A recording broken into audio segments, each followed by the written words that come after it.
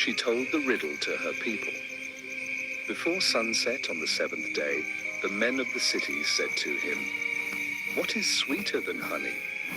What is stronger than a lion?" And he said to them, "If you had not plowed with my heifer, you would not have solved my riddle."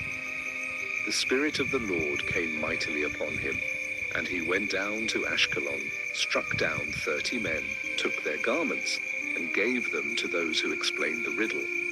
Burning with anger, he returned to his father's house, and Samson's wife was given to one of his companions. Later, at the time of wheat harvest, Samson went to visit his wife, taking a young goat.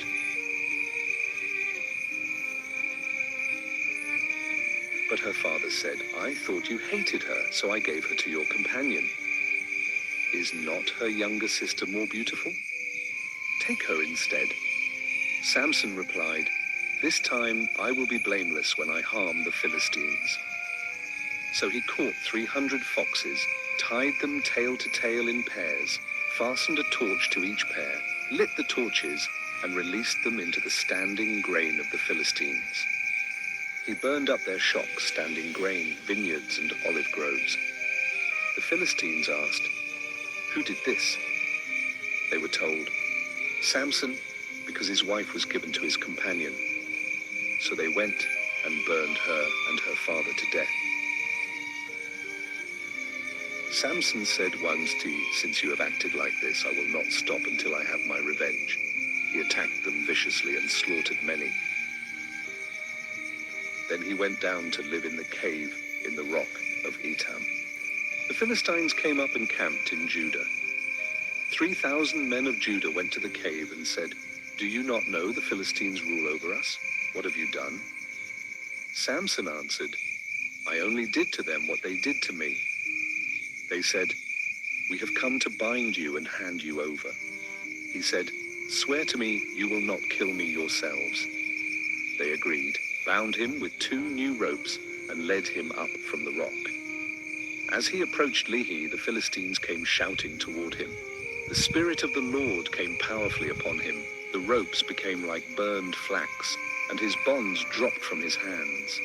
Finding the fresh jawbone of a donkey, he struck down 1,000 men. Because he was very thirsty, he cried out to the Lord, "You have given your servant this great victory. Must I now die of thirst and fall into the hands of the uncircumcised?"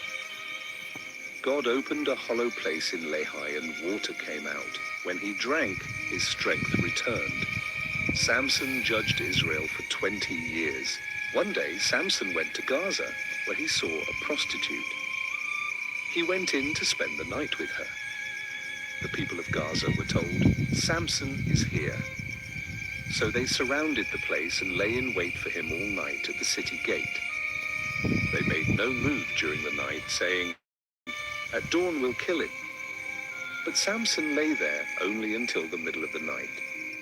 Then he got up and took hold of the doors of the city gate, together with the 2 posts, and tore them loose, bar and all.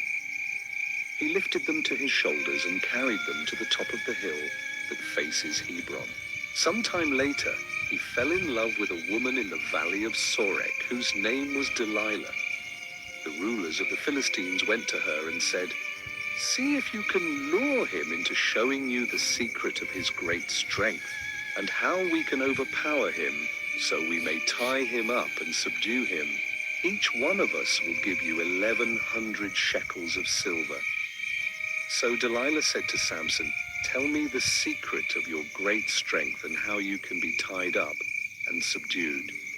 Samson answered her, "If anyone ties me with 7 fresh bowstrings that have not been dried, I'll become as weak as any other man."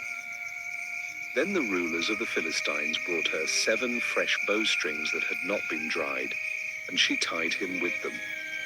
With men hidden in the room, she called to him, "Samson, the Philistines are upon you." But he snapped the bowstrings as easily as a piece of string snaps when it comes close to a flame. So the secret of his strength was not discovered.